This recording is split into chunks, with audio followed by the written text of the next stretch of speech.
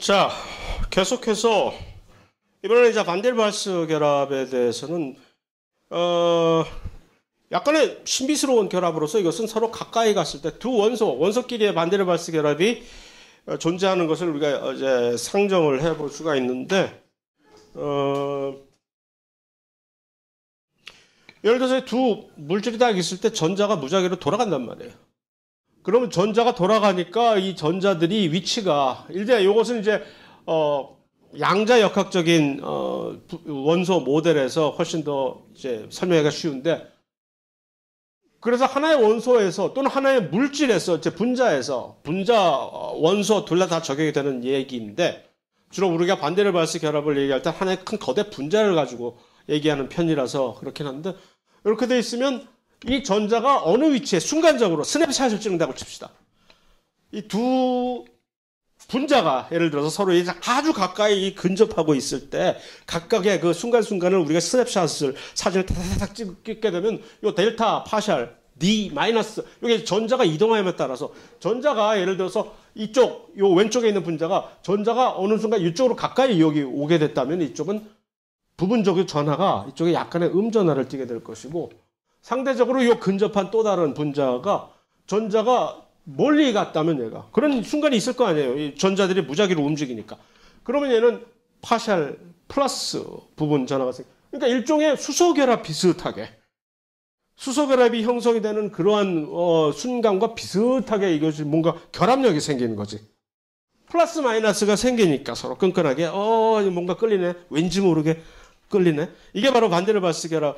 그러니까 이 수소 결합보다도 훨씬 더 얘는 애매모호한 거지. 수소 결합은 확실히 노골적으로 이미 분자 자체 내에서 이런 극성을 띠고 있는 분자들끼리 극성을 공유 결합을 띠었지만 그들의 특성상 극성을 물처럼 극성을 띠고 있는, 예를 들어서 생물학에서 가장 우리가 보통 항상 파악을 해야 되는 수소 결합을 이룰 수 있는 두 요지는, 수소 결합은 항상 수소가 개입을 해야 되는 거지.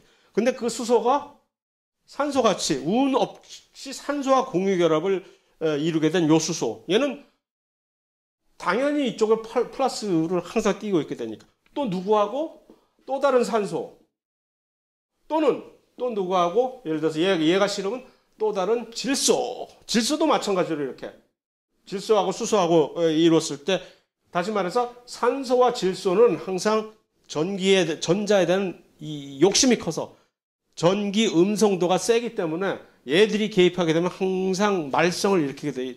요 경우에 둘 다 수소 결합을 이제 수소 결합이 반드시 생긴다라고 이제 간주를 할 수가 있거든요. 그러니까 이거는 훨씬 더 노골적이잖아. 훨씬 더 이제 명확하고. 얘네들은 생길지 말지가 사실은 그때그때 다른 거지, 반데르발스는. 그러나 워낙 이 전자가 움직이는 게 워낙 빨리빨리 움직이고, 그러니까 스냅샷을 계속 우리가 찍어서 연결시키면 그것이 하나의 큰 연속적인 동영상 프레임이 되듯이 얘도 항상 뭔가 이게 계속 연결이 돼 있는 것처럼 보이게 되는 것이 반데르발스 결합인데, 뭐 별거 실체가 있는지 없는지조차도 모를 것 같은 이 반데르발스 결합을 우리가 왜 생물학에서 걱정을 해야 돼? 엄청 중요하거든요. 예를 들어서 항체가 항원을 넘어가자. 그냥 표면적 자체가, 그러니까 반데르발스 결합은 표면적이 서로 이렇게 이것을 상보적이라고 얘기를 하는데, 상보. 그래서 이런 면이 있을 때 이것을 이렇게 잘 감싸주는 이렇게 서로 이런 표면적에 서로 상호작용을 갖고 있다면 우리는 요 두 표면적이 상보적이라고 얘기를 하잖아요. 이런 상보적인 넓은 표면적을 가지고 있게 되는 두 분자는 반데르발스 결합을 훨씬 더 강하게, 다른 것보다 비교적으로 강하게 가질 수가 있습니다. 그래서 문제는 항체가 항원을 결합시키는 항체가 항원을 결합하는 이 힘이 얼마나 강력해요. 항체는 항원을 딱 집어가지고서 그 덕택에 우리가 이렇게 감염으로부터 자유로울 수 있는 거 아니에요. 그 항체 덕분에. 근데 그 항체가 무슨 공유결합 같은 걸로 딱 집어가지고서 항원을 하는 게 아니에요. 수소결합도 아니고, 물론 수소결합이 개입되는 경우도 있고, 이온결합이 어떤 경우에 살짝 개입되는 경우도 있으나 주로 주로 항체가 항원을 구조적으로 딱 인식을 해서 너 이리 와. 너 죽었어 이제. 하고 이렇게 잡아가는 그 힘은 반데르발스 결합에 의해서 유지가 되는 거예요. 그러니까 그만큼 우리 생명체 입장에서는 매우 중요한 결합이라는 얘기죠. 그것뿐만이 아니지 물론. 반데르발스 결합이 어디서든지 언제든지 항상 이런 넓은 상보적인 표면을 서로 가진 두 표면이 근접을 했을 때는 그러한 뭔지 모를 이런 끈끈한 결합력이 생기는데 그것은 우리는 그것을 반데르발스 결합이라고 부른다라는 얘기입니다. 그래서 재미있는 이 도마뱀 미주 지역에서 유명한 게코 도마뱀이라는 이 녀석은 수직으로 된 매끈한 유리 표면을 그냥 탁탁탁탁탁탁 올라가요. 지금 무슨 여기에 무슨 저 흡착기가 있는 것처럼 올라가는 그 이유가 알고 봤더니 발이 희한하게 생겼어. 발바닥이 아주 매끈한 표면과 그러한 상보적인 표면을 해서 반데르발스 결합을 아주 형성하게 용이하게 해서 얘들은 그냥 위를 타타타닥 락클라이밍을 하는 뭐 지존처럼 올라간다는 얘기입니다. 그래서 이런 거 나중에 응용하면 좋을 것 같아요. 신발 같은 것도 반데르발스 결합 또는 장갑 같은 것도 반데르발스 결합을 이렇게 극대화시키는 그런 장갑 신발을 딱 만들면 우리도 너만 올라가냐? 우리도 올라간다 하고 드드드 올라갈 수 있는 그런 거 다 여기서 이렇게 배울 수가 있다는 얘기죠.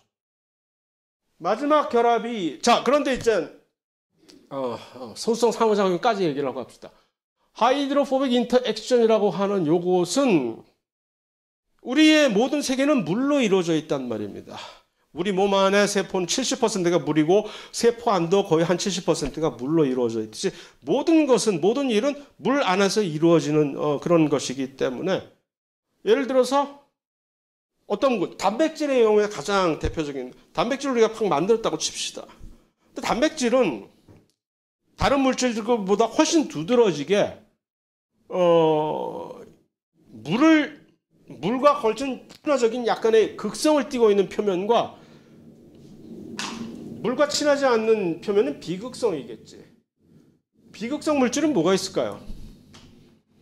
전하를 띠지 않고 있는 그런 쪽들이 비극성 물질이죠. 그래서 가장 대표적인 비극성 물질이 석유 같은 거잖아요. 그러니까 기름이 물과 어울리지 않고 붕붕 뜨는 이유가 물과는 정반대로 그 기름 또는 무슨 뭐 석유 그런 것들이 전부 비극성 물질이기 때문에 이렇게 서로 용해가 안 되는 것인데 그러니까 이런 비극성 부위 이것을 우리는 소수성 부위라고 해요. 물을 싫어한다는 거지. 비극성은 소수성 부위거든요. 소수성의 반대말은 뭘까? 친수성입니다. 친수성. 영어로 여기 그대로 영어를 그대로 번역한 거예요. 친수성. 하이드로필릭. 무엇을 좋아한다. 필, 오디오필 하면 음악에 미친 그런 뭐 음악에 꽂힌 오디오필. 하이드로포빅이라는 것은 물을 싫어하는 거. 하이드로필릭한 것들은 극성 물질이. 극성을 띠고 있는 물질 부위가 있으면 친수성이 되는 것이고 그런 극성을 띠고 있는 부위가 없으면 소수성이 되는 것인데 물에 딱 놓여졌을 때 얘네들은 물과 어떻게 해서든지 접촉을 피하려고 하는 성질이 저절로 생겨버리는 거지. 그러면 물과 그것을 피하기 위해서는 어떻게 하는 것이 가장 좋을까가 바로 이 두 물질인데 허연 물질 이 친구가 바로 소수성 물질이라고 칩시다. 이 표면이 전부 소수성 표면이야 이게 여기가. 이렇게 딱 갑자기 응애하고 탄생을 했는데 이 물질이 탄생한 곳이 공교롭게 물지옥이네. 물들이 하면서 달라붙어 갖고 막 이러면 이 소수성 표면을 가지고 있는 이 물질을 어쩔 줄을 모르는 거지. 이거. 불안해 가지고서 어떻게 하면 좋을까? 내가 살기 위해서는 뭐 어떻게 하면 좋을까?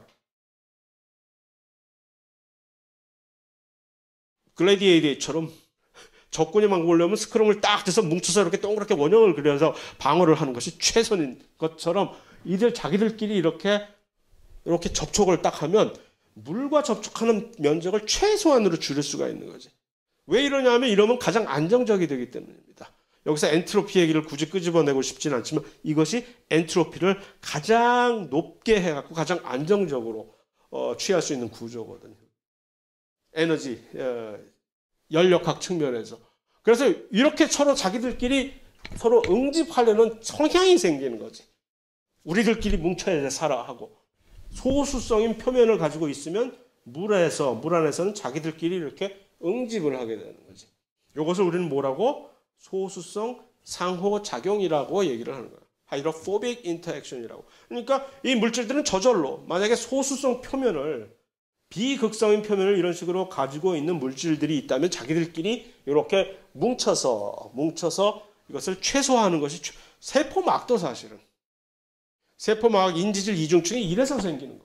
물에 던져진 그런 세포막이 나중에 다시 보게 되겠지만 자기들끼리 그런 식으로 세포막을 이중막을 형성하는 것이 가장 안정적이기 때문에 물과의 표면 접촉을 그 소수성 부위가 가장 최소화시킬 수 있는 유일한 방법이기 때문에 저절로 이렇게 생겨버리는 거죠. 이렇게 해서 그런데 문제는 그래서 보통 이것을 우리는 소수성 결합이라고 이렇게 많이 얘기를 하는데 엄밀히 얘기해서 이건 결합은 아닙니다. 왜냐하면은 결합이라는 얘기는 여기서 이것을 유지시켜주는 뭔가 실제적인 실체가 있어야 되는 것인데 그것은 아니야. 그냥 자기들끼리 이렇게 근접하는 그 성향, 그래야만 이 에너지 준위에서 가장 안정적이기 때문에 일단 그렇게 뭉치고 보는 것인데 일단 뭉쳤을 때 이렇게 됐을 때 실제로 니들 왔니? 그럼 내가 니들을 계속 피난처를 제공해 줄게. 니들 여기서 계속 이러고 있어. 라고 유지시켜주는 결합력의 실체는 뭘까 이게?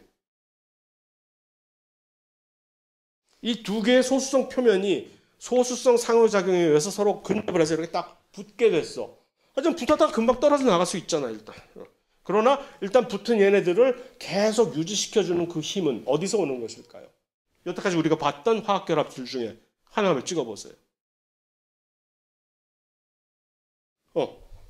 반데르 발스. 왜? 서로 표면적이 상보적으로 이렇게 딱 맞는 얘네들이 둘이 막 근접을 했잖아. 반데르 발스는 아주 공정해. 가리지 않아. 누구든지 어떤 물질이든지 서로 같이 이렇게 아주 근접을 하면 그렇다고 너무 가깝게 하면 또 서로 밀어내는 반대로 돼서 반발력도 있긴 하나 어쨌든 아주 가깝게 이렇게 이 근접을 한 두 물질 사이에서는 항상 발생하는 것이 반데르 발스 결합이기 때문에 그럼 이렇게 서로 소수성 결합에 의해서 그것을 빙자해서 얘네들이 왔기 때문에 그러면 이것을 계속 그 기회에 내가 이렇게 유지시켜주마 하는 것이 바로 그래서 다시 말해서 엄밀하게 얘기해서 소수성 상호작용은 이러한 성질 때문에 물 안에서 이렇게 소수성 표면들이 서로 뭉치게 되는 현상이고 그것을 유지시켜주는 실제적인 화학 결합은 반데르 발스 결합이다 라는 것이 정확한 얘기입니다. 물론 그것을 부정확하게 이렇게 서로 그냥 대충 섞어서 혼용하는 경우가 많기는 하지만 그래서 이 소수성 상호작용을 언급했듯이 이 우리의 세포막은 인지질이라고 하는 특별한 지질이 각각의 낱개 분자들이 뭉쳐가지고서 된 것인데 나중에 보게 되면 알겠지만 그런 식으로 이중막을 형성을 해야만 무리해서 가장 그것이 안정적인 구조가 되기 때문에 그 일종의 소수성 상호작용의 결과물이고 단백질 자체가 원래 단백질의 어떤 특이적인 모양을 형성하는 것 자체도 일단 단백질이 처음에 나오게 되면 만들어졌을 때 일단은 예를 들어서 소수성 부위를 가지고 있는 부위가 가장 먼저 자기들끼리 이렇게 웅크러지는 접어버리는 거야 지가. 물하고 접촉을 가장 최소화 단백질이 일단 만들어지는 순간에 벌써 이거 뭐야 난 물 싫어하고 얘가 이렇게 딱 접어버리면 이게 접히는 동시에 다 바깥쪽으로 표면에 나올 수 있는 부위들은 물하고 이렇게 서로 소통해도 괜찮은 지역들, 친수성 부위를 가진 지역. 그래서 그 자연적으로 단백질의 구조가 그런 식으로 해서 형성이 일반적으로 된다는 얘기죠. 그래서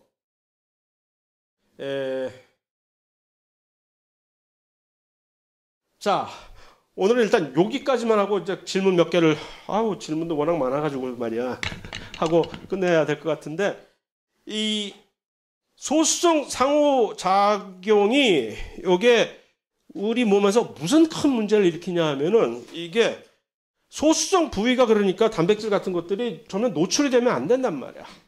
자기들이 원래 자연적으로 소수성 부위가 안쪽으로 들어가고 친수성 부위가 바깥쪽으로 나오게 자연적으로 돼 있어요.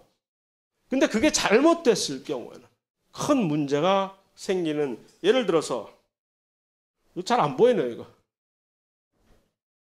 적혈구들 실제 사진인데 하얀 건 백혈구이고 혈소판 있고 실제 현미경 사진인데 여기 원래 이 일반적인 소위 말하는 정상이라는 적혈구 동그란 것과 여기 이렇게 난 모양으로 생긴 겸상적혈구 빈혈증 세포가 있잖아요. 이게 얘네들이 헤모글로빈들이 잘못 돌연변이 된 헤모글로빈 때문에 얘가 이런 식으로 이렇게 된다는 것이잖아요. 이게 무슨 소리냐면 헤모글로빈이 겸상적혈구 빈혈증을 유발하는 헤모글로빈 단백질은 원래 정상적인 헤모글로빈이 이렇게 생겼다고 치면은 그 돌연변이 헤모글로빈은 여기가 소수성 부위가 바깥으로 노출이 되는 불쑥 아미노산 하나가 잘못된 거예요. 대리출석을 원래 이 부위에 아미노산이 누가 있어야 되는데 얘 대신에 살짝 딴 아미노산이 여기서 또 자리 잡고 있는 그런 돌연변이가 생긴 건데 이렇게 되면 단백질 구조 자체가 망가져가지고 원래는 이렇게 제대로 된 모습으로 헤모글로빈이 역할을 하게 되어 있는데 이 부위가 소수성 부위가 노출이 되게 되는 그러면 세포 입장에서 난리 난 거야. 이 헤모글로빈. 이런 돌연변이 구조를 가진 헤모글로빈은 요 소수성 부위니 이거 어떻게 해? 바로 여기서 소수성 상호작용을 유발시킵니다. 기차 끼려고 오막살이 하면서 이렇게 하면서 이 소수성 부위들이 이런 식으로 전부 자기들끼리 감추는 거지. 소수성 상호작용으로. 그래서 응집을 하게 되는 거지. 헤모글로빈들은 하나는 자유롭게 자기들끼리 혼자 떠돌아다니면서 산소를 운반하게끔 되어 있는데 그 돌연변이 헤모글로빈들은 자기들끼리 무슨 큰 섬유소처럼 길게 이렇게 응집을 하는 이유가 바로 그 단백질 구조가 변해서 소수성 부위가 노출이 돼가지고 그 노출된 소수성 부위를 감추려면 어떻게 돼? 자기들끼리 막 뭉쳐야지. 그래서 침전, 헤모글로빈이 적혈구에 돌아다니지 않고 침전하게 되면 얘는 산소 운반이 아니라 완전히 그 적혈구를 완전히 망가뜨려 버리는 재앙이 되어 버리는 것이죠. 그게 바로 그런데 이제 요 경우만 그렇게 된 게 아니라 치매, 그다음에 무슨 당뇨, 뭐 모든 파킨슨 그런 것들이 유발시키는 그 이유 자체가 전부 다 똑같이 이런 식으로 단백질 구조가 잘못돼가지고 그 잘못된 구조의 단백질들이 응집을 하게 돼가지고서 그것을 가지고 있는 세포가 파괴가 되거나 완전히 기능이 정지되는 그런 것 때문에 유발되는 공통 분모가 바로 단백질 구조 변화를 의한 소수성 상호작용의 이런 유발이라는 똑같은 원리가 적용이 된다는 중요한 문제가 여기에 발생을 하게 되는 것입니다. 그래서 이제 화학결합은 쫙 얘기했고 작용기까지 얘기를 했으나 그럼에도 불구하고 생물학적 고분자 물질은 오늘 또 못 들어간다는 얘기네. 아 정말 이래가지고 언제 자 생물학적 고분자 물질의 대표적인 탄수화물, 지질, 단백질, 핵산을 각각의 홍보대사가 이제 내 나름대로 제가 임명을 해가지고서 나와 있는데 이들이 왜 각자가 이런 이들의 홍보대사 역할을 하고 있는지는 내 나름대로 그냥 얘기를 하는 거예요.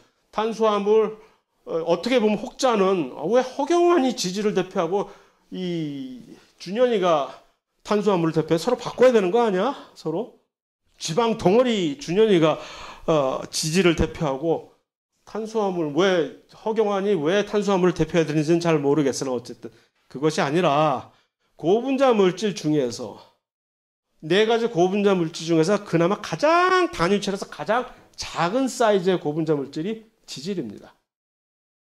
모든 고분자 물질들은 하나의 단위체들이 여러 개 줄줄이 사탕으로 쭉 연결시켜서 크게 만든 것들이 공통적이고 다음 시간에 보면 알겠지만 그래서 이걸 이렇게 서로 바꿔놓은 것이고 단백질과 핵산에 관해서는 왜 각자 양상국과 난 저 친구는 이름도 몰라 기억을 못하겠어. 근데 이 둘이 대표를 하게 되느냐 하면은 이 양상국은 단백질을 대표할 충분한 자격이 있어요. 왜? 양상국은 항상 자기가 부르짖는 게 뭐지? 자기는 특별하다고 항상 부르짖잖아. 나는 특별하다고. 단백질은 그만큼 구조가 특별하기 때문에 그래서 단백질의 그 기능을 엄청나게 다양하게 발휘할 수 있는 특이한 구조 때문에 반면에 핵산을 대표하는 이 분은 얘는 정말 지루합니다. 정말 지루하거든. 핵산은 구조적으로 그냥 그대로 그냥 똑같은 이 구조가 계속 반복이 되는 지루하기 짝이 없는 구조이기 때문에 그렇다는 것을 끝으로 다음 시간에 이제 요 네 가지의 고분자 물질들의 특성을 빨리빨리 끝내고자 하기로 하고, 일단은 나머지 시간은 이제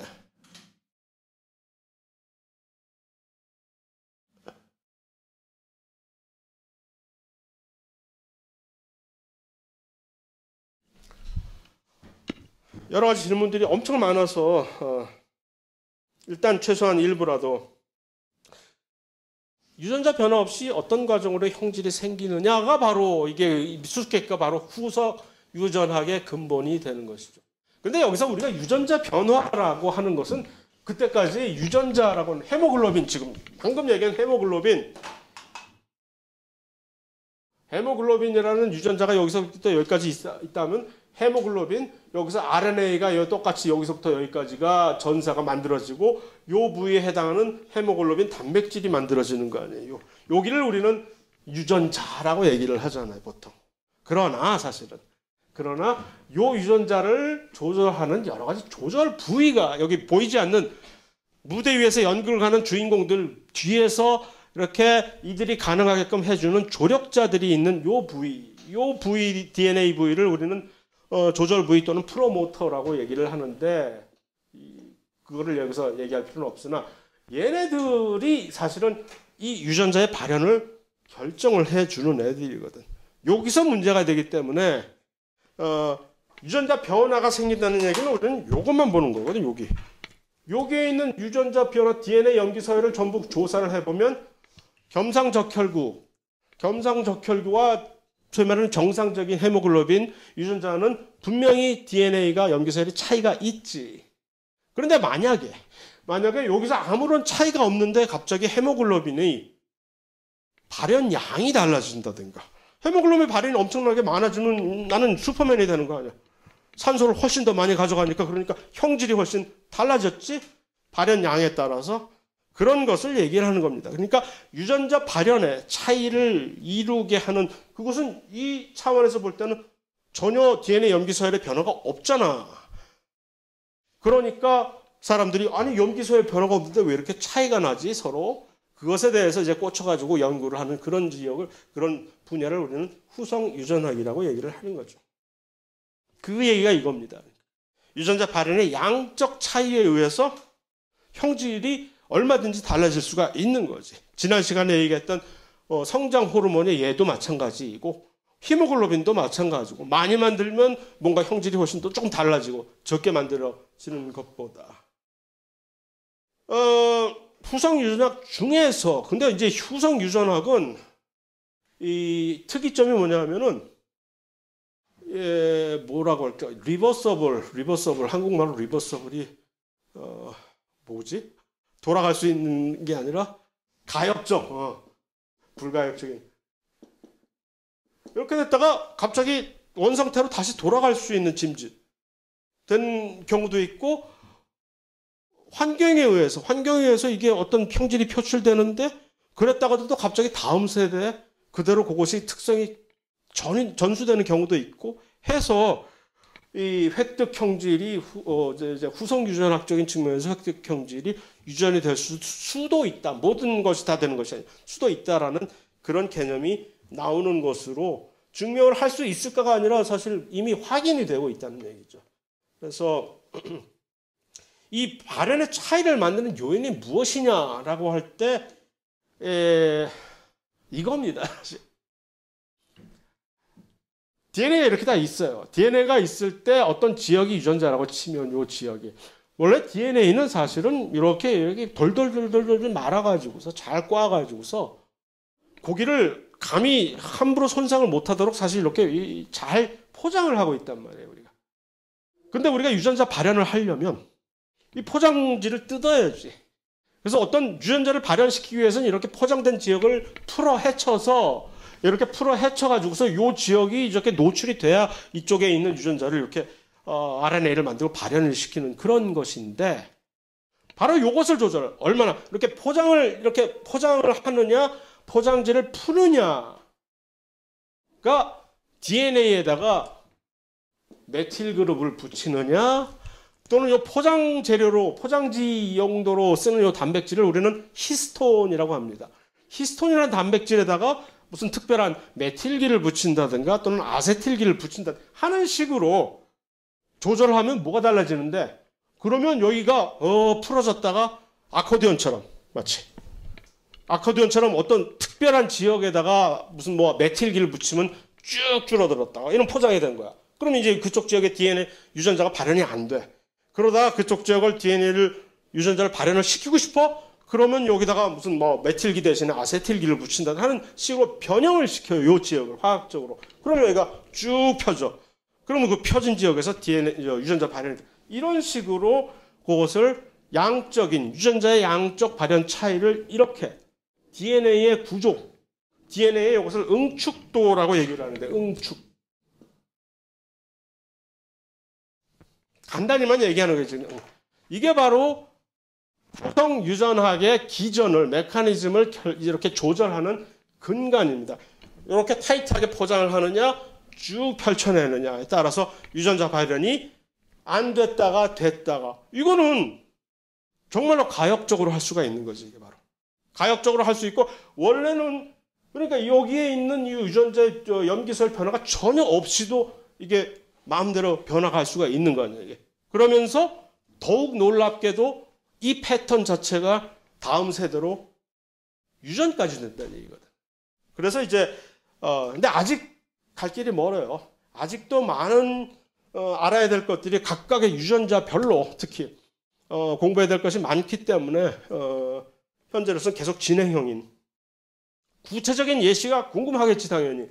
가장 클래시컬한 구체적인 예가 소위 말하는 이 임프린팅이라고 하는 각인이라고 해서, 예를 들어서 어떤 유전자가 엄마에게 받았느냐 아빠에게 받았느냐에 따라서 그 유전자의 운명이 달라지는 그런 것이 알고 보니 쥐에서 먼저 알려진 것인데, 예를 들어서 요 성장 호르몬 같은 IGF-2라고 하는 유전자가 예를 들어서 엄마 쪽에 있는 유전자가 완전히 망가져서 기능을 못한다 하더라도 no problem. 왜? 아버지한테 받은 유전자, 요 똑같은 유전자, 아버지한테 받은 유전자가 언제나 항상 같이 이렇게 이 수정량을 만들게 되면 항상 요것만, 아버지 쪽에서 받은 것만 활성화가 되게끔 이미 프로그램이 돼 있기 때문에 엄마 쪽에서는 돌연변이가 일어나도 이거 상관없어.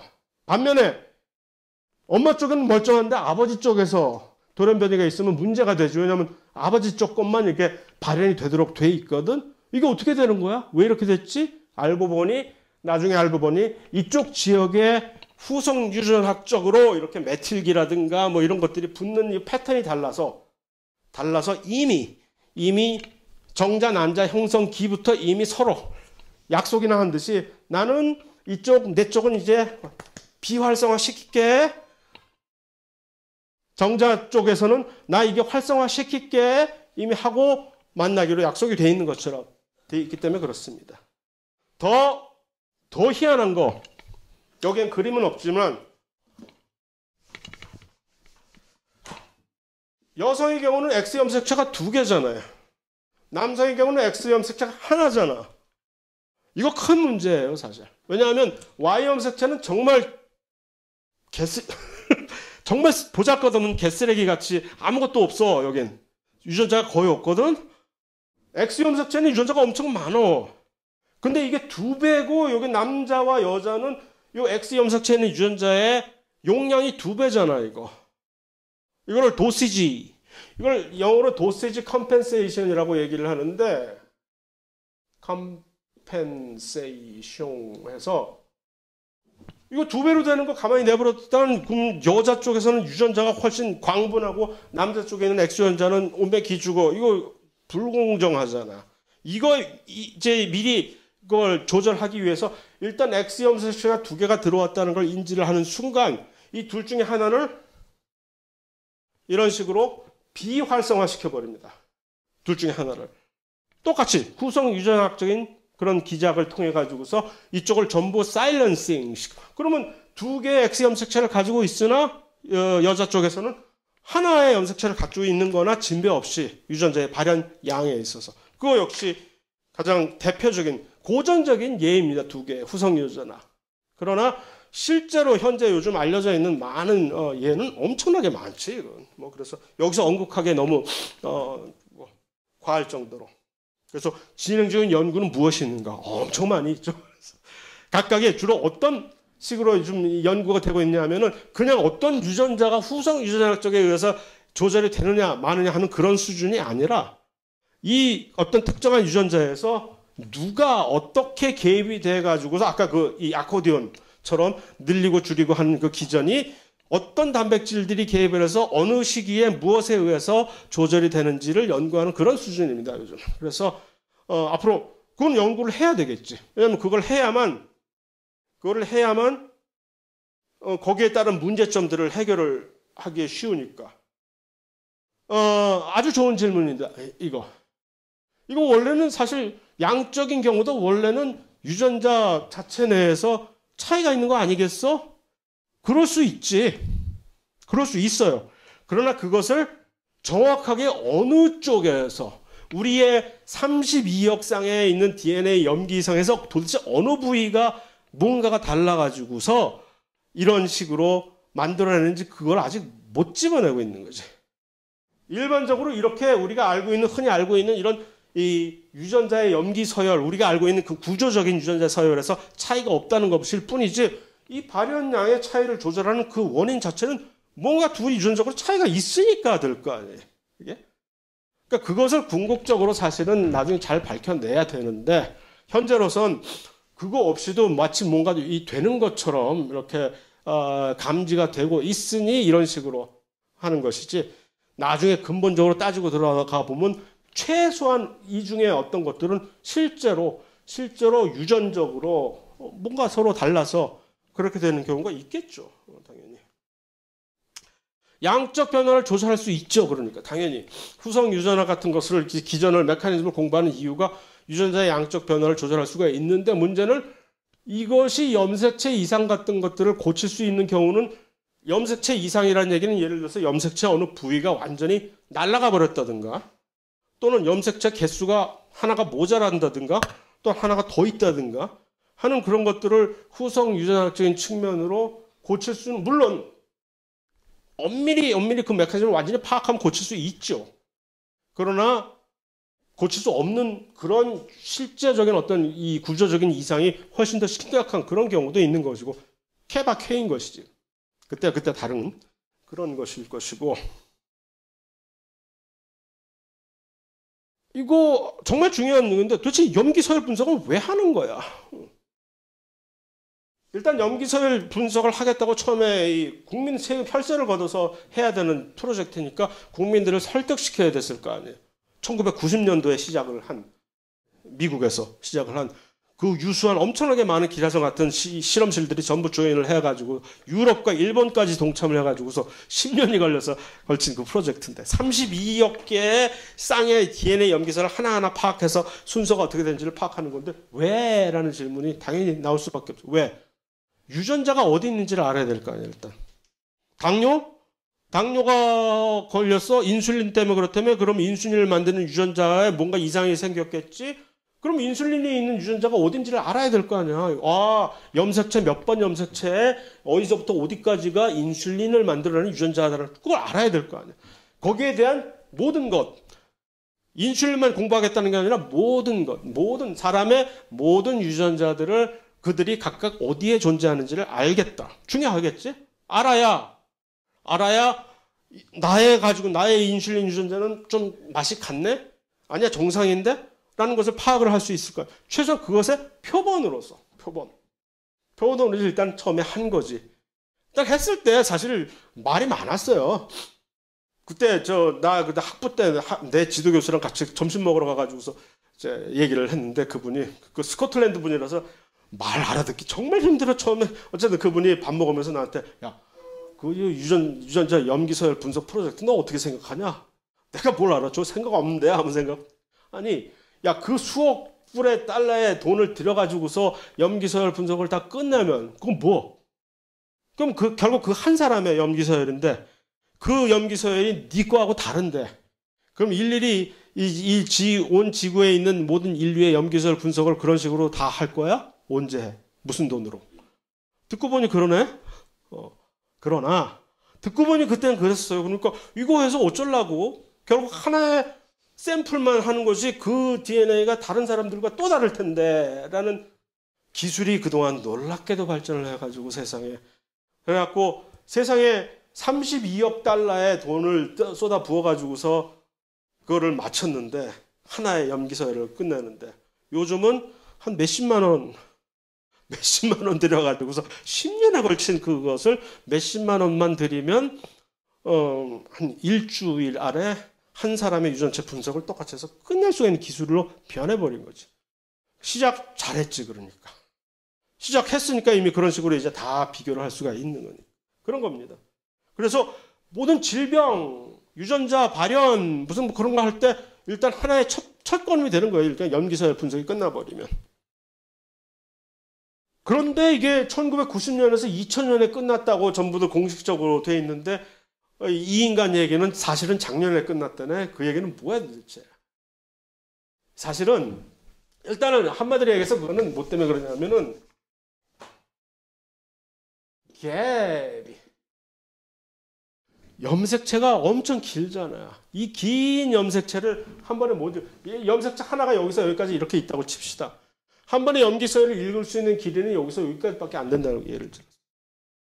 그러면 한 번 읽고서 그 다음에 또 조각조각 낸 것들을 하나하나 짜 맞춰가지고서 또 읽고 이걸 순서를 계속 이걸 다 짜 맞춰야 되는데, 문제는 왜 갭이 생기느냐 하면은 여기서 이런 지역에 갑자기 쓸데없이 반복 서열이 엄청나게 많아요, 우리는. 그냥 말도 안 되는 이상한 반복, 아무 의미가 없는 GATC가 갑자기 몇백 개가 반복이 되는 이상한 것들. 그게 엄청 많아. 그러면 이쪽을 하면은 이게 GATC가 갑자기 한 뭐 수천 개가 읽혔어. 근데 그 읽힌 게 여기에 해당하는 건지 여기에 해당하는 건지를 맞출 수가 없는 거죠. 왜냐하면 워낙 이 반복 서열에 홍수에 요만큼이 들어가 있는데 이거 어떻게 알아, 이거. 그래서 그런 식으로 그런 것 때문에, 기술적인 문제 때문에 이런 빵꾸낸 데가 엄청 많아요. 우리의 염색체 안에는 그런 빵꾸난 갭이 있는데, 그럼에도 불구하고 왜 우리가 다 끝났다가 거짓말을 칠 수가 있냐면은, 그런 부분은 유전자가 살고 있지 않은 지역이에요. 그거 몰라도 돼. 거긴 유전자가 전혀 없어. 생각을 해보세요. GATC가 5,000번이 반복이 되는 그런 지역에 어떤 유전자가 거기 살고 있겠어? 없어. 그러니까 유전자가 전혀 없는 그런 지역은 무시치고, 유전자가 제대로 살고 있는 지역만 대충 이렇게 가늠해서 대충 끝냈다라고 하는 것이 10년 만에 끝났다라는 이야기입니다. 사실 그것도 중간에 한 7년 거쳐서 막 헤매고 있었는데, 미국 과학자들이 전부 7년이 갔는데, 야, 이거 언제 끝나냐, 큰일 났다 하고 막 이러고 있어. 10년 안에 끝나고 그랬는데 도저히 끝날 것 같지가 않아. 그런데 한 3년을 남기고 갑자기 어떤 사업가가, 자식들 뭐 하고 있는 거야. 나는 내가 혼자 시작해갖고 앞으로 3년 안에 이거 끝내버리겠어. 그랬어요. 이 사람 이름이 크레이그 벤터라는 사람이에요. 인공세포를 만들었다는 사람, 그 사람이 사업가인데, 그럼 사람들이 전부 병신 하면서, 아니 우리가 지금 7년에 걸쳐서 이 모든 전 세계 이 난다긴다는 과학자들의 랩에서 이걸 하고 못하고 있는데 너 혼자서 이거를 3년 안에 앞으로 하겠다고? 그런데 했어. 이상한 획기적인 방법으로, 소위 말하는 샷건 메소드라는 이상한 방법을 끌어내가지고서 2년 반쯤 되니까 이제 이 과학자들이 공포에 질리기 시작해서, 얘 끝내겠어 진짜. 이거 끝내면 무슨 문제가 생기면, 얘가 우리보다 먼저 끝내면 얘는 이거를 걸어버리지. DNA 염기서열을 네가 혼자서 개인 내 돈으로 한 거니까, 내 돈 내산이니까 특허를 걸어버리면 이제 우리는 거기에 근접을 못해. 우리는 폭망했다. 그래서 어떻게 했냐면은 이제 과학자들이 책 끝나지도 않았는데 마구 던져버리는 거죠. 끝났다 하면서 막 이제 염기서열 여기서 끝났다 하고 퍼블릭 도메인에다가 막 공포를 해버리는, 얘가 특허 못 걸게. 그래가지고 쌩 난리를 쳐갖고 서로 막 해서 나중에 빌 클린턴 대통령이 야, 니들 그러지 말고. 그래서 둘 다 잘했어요 하고 이렇게 손 들어줘가지고서 둘이서 공동으로 끝낸 거. 그러니까 미국의 국립보건원 NIH와 요 크레이그 벤터 둘이서 완전히 끝낸 걸로 공식적으로 그게 이제 10년을 걸쳐서 끝냈다는 거. 요 덕택에 이제 그 다음부터는 이 모든 과학자들이 얘의 기법으로 하니까 엄청나게 빨리 되지 이제. 그런데 이제 엄청나게 빨리는 되는데 훨씬 더 구조적인 문제가 이런 아주 짧은 절편으로 만들어서 이걸 해야 되기 때문에 이런 큰 빵꾸난 갭 같은 것들 이런 것들이 생겨서 요거를 제대로 할 수가 없는. 작년에 끝났다는 얘기는 아주 또 다른 아주 특수한 기법을 사용을 해가지고 요거를 극복을 해서 기술적으로 그렇게 한 것입니다. 여기까지만 해야 되겠지? 나머지 아주 좋은 질문들도 여기 참 많아요. 그러니까 나머지는 녹화 동영상에 넣든가 아니면 다시 다음 시간에 하든가 하는 식으로 해서 알파 폴더에 관한 것도 참 좋은 질문인데 이건 내가 개인적으로 그래서 다음 시간에 이걸 하든가 하도록 하겠습니다.